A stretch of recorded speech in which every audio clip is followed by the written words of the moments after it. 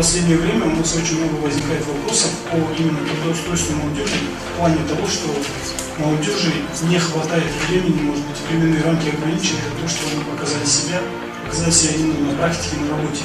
Именно той молодежи, у которой меньше возможностей устроиться в крупные компании. Председатель партии Нур Отан не раз в своих выступлениях отмечал значимость молодежи в нашем обществе, в обществе Казахстана, что от молодежи зависит, каким будет наше будущее.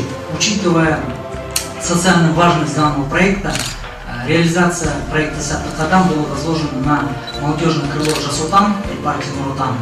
Еще раз отмечаю, мы даем возможность молодежи проявить себя как умелого, трудолюбивого, способного специалиста в своем направлении.